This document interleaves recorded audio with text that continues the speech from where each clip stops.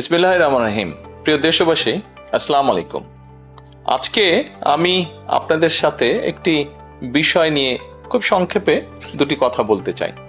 যে বিষয়টি সমাজের প্রত্যেকটি শ্রেণী পেশার মানুষকে স্পর্শ করে। যে বিষয়টি কি সেটি হচ্ছে আমাদের পরিবেশ, অর্থাৎ আমি, আপনি, আমরা সকলে যে পরিবেশটাতে থাকি সেই পরিবেশটি কেমন, আমার আশপাশটি কেমন। আপনারা নিশ্চয়ই অধিকাংশ ক্ষেত্রে খেয়াল করে দেখেছেন, আমরা ঢাকা শহরের যে কোনো রাস্তাঘাটই হোক, যে কোনো এলাকাই হোক, যে কোনো জেলা শহরের এলাকাই হোক, রাস্তাঘাট হোক, এমনকি উপজেলা পর্যায়েও ক্ষেত্র বিশেষে বিভিন্ন গ্রামগঞ্জেও আমরা দেখেছি যে যেখানে বাজার ঘাট বা রাস্তা চলাচলে বেশি, সেই জায়গাগুলোতে চারিদিকে একটা জিনিস খুব পরিষ্কারভাবে চোখে পড়ে, যেটি আমরা যখন ছোট ছিলাম, আজকে থেকে 40 বছর আগে, 30 বছর আগে দৃশ্যটা এমন ছিল না, কিন্তু বর্তমানে দৃশ্যটা এইরকম। সেটা কেমন?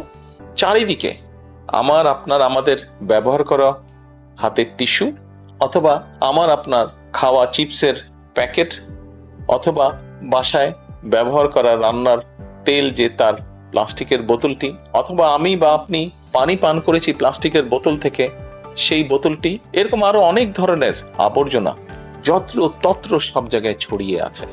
কোনো জায়গায় একটু বেশি জমা হয়ে আছে, অথবা যত্র তত্র লোকালয়ে চারিদিকে ছড়িয়ে আছে। চিন্তা করে দেখুন তো, আপনার ঘরে, যে ঘরটিতে আপনি থাকেন, যে বাসাটিতে আপনি থাকেন, যদি চারিদিকে এমন টিস্যু ছড়িয়ে থাকতো, যদি চারিদিকে এমন আবর্জনা ছড়িয়ে থাকতো, আপনার কাছে কি ভালো লাগতো দেখতে? নিশ্চয়ই না, আমাদের কারো কথাই ভালো লাগতো না। কবি তো সুন্দরভাবে লিখেছেন, সবুজ শস্য শ্যামলা আমার এই ভুবন। তো আসুন না, আমরা কেন আমাদের পরিবেশটাকে সুন্দর করতে পারবো না?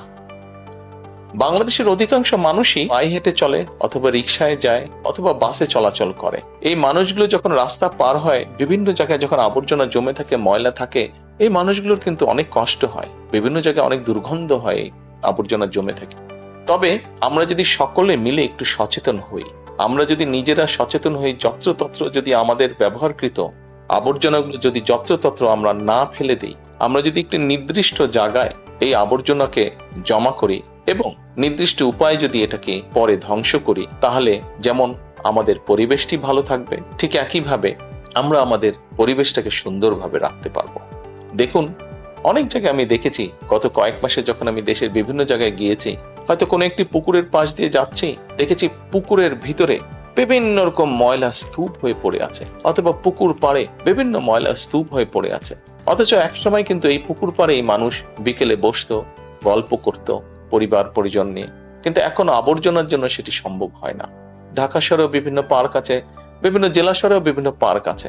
আমরা পার্কগুলোতে যাচ্ছি বিকেল বেলায় পরিবার পরিজনকে সাথে নিয়ে, কিন্তু গিয়ে যখন আমরা চিনেবাদাম খাচ্ছি, অথবা চিপস খাচ্ছি, অথবা বাচ্চারা লজেন্স খাচ্ছে, খেয়েই আমরা জিনিসটা সেখানে ফেলে দিচ্ছি। আমরা যখন যাই তখন হয়তো যারা পরিচ্ছন্ন কর্মী তারা হয়তো পরিষ্কার করে রাখছে, কিন্তু আমরা যখন বেরিয়ে আসছি তখন আর সেটি আগের মতন পরিষ্কার থাকছে না। কিন্তু যদি যে পরিষ্কার থাকতো, আপনি যদি পরিষ্কার করে রেখে আসেন, আপনার পরবর্তীতে যে যাবে সেও সেই পরিচ্ছন্নতা, সুন্দর পরিবেশটি উপভোগ করতে পারবে। কাজে আসুন না, আমরা যদি আজকে থেকে প্রত্যেকে সচেতন হই, আমাদের হাতের আবর্জনা বা ব্যবহারকৃত আবর্জনা যদি নির্দিষ্ট জায়গায় সুন্দরভাবে আমরা গুছিয়ে ফেলি, তাহলে ধীরে ধীরে হয়তো আমরা আমাদের এই বাংলাদেশটাকে আবর্জনা মুক্ত করতে পারবো, সুন্দর একটি পরিবেশ গড়ে তুলতে পারবো। দেশটা তো আমাদের সকলের। আমরা সকলে মিলে যদি চেষ্টা করি, সকলে মিলে যদি একটু একটু করে করি, তাহলে আমরা বড় কিছু করতে সক্ষম হব। প্রিয় দেশবাসী, আপনাদের কাছে আজকে এই সহযোগিতাটা আমি চাইছি। আমরা সকলে মিলে আসুন, চেষ্টা করি আমাদের দেশটিকে পরিষ্কার সুন্দর রাখতে। আমরা সকলে মিলে চেষ্টা করি আমাদের পরিবেশটিকে সুন্দর পরিষ্কার রাখতে, যা নিশ্চিত করবে আমাদের আগামী দিনের বংশধরদের জন্য একটি সুস্থ দেশ, সুস্থ পরিবেশ। সকলকে আন্তরিক ধন্যবাদ। আসসালামু আলাইকুম।